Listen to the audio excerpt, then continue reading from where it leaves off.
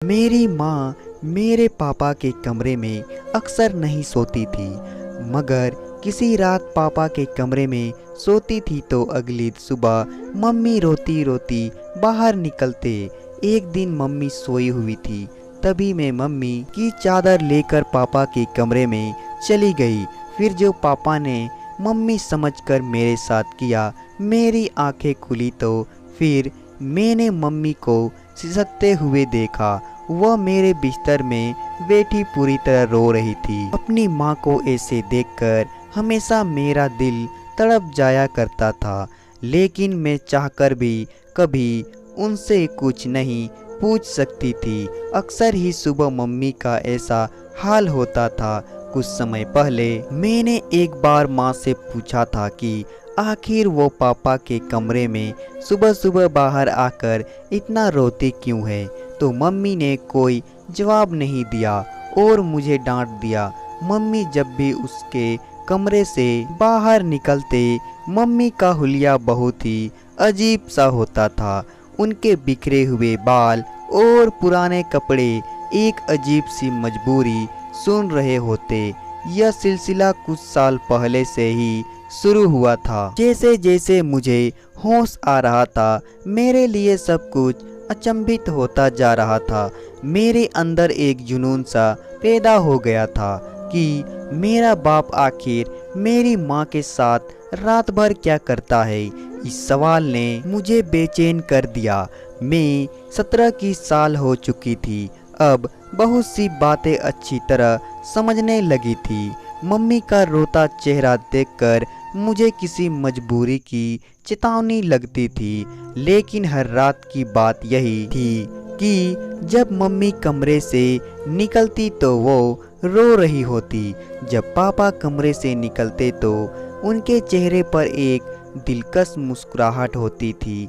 उन्हें देखकर ऐसा लगता था जैसे वह बिल्कुल जवान हो। वो कुछ ना कुछ गुनगुनाते रहते हैं, जैसे बहुत खुश हो। और मम्मी का हाल ऐसा होता था कि मम्मी पापा के कमरे से निकलने के बाद दोबारा उनके सामने जाने से भी डरती। वो उनका नाश्ता भी मेरे हाथ ही उनके कमरे में भेज देती, खुद सारा वक्त किचन में खड़ी रहती और आंसू बहाती रहती, या तो बाथरूम में बंद हो जाती। मम्मी की हालत देख देख कर मुझे बहुत तरस आता था।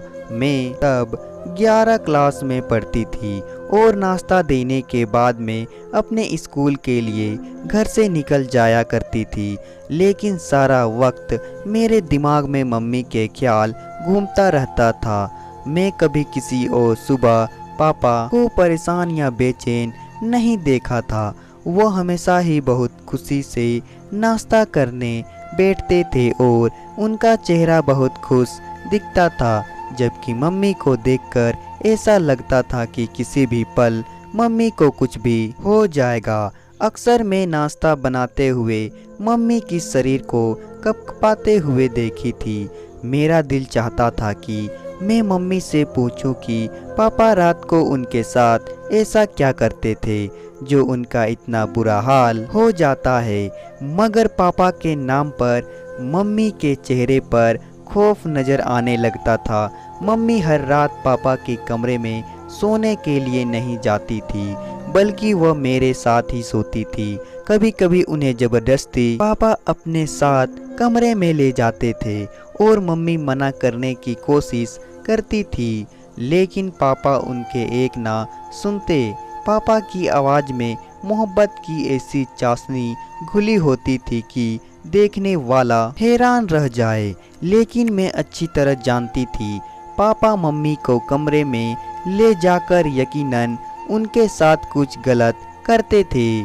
तो दोस्तों, कहानी पसंद आए तो वीडियो को लाइक करें और साथ ही साथ चैनल को सब्सक्राइब भी कर दें।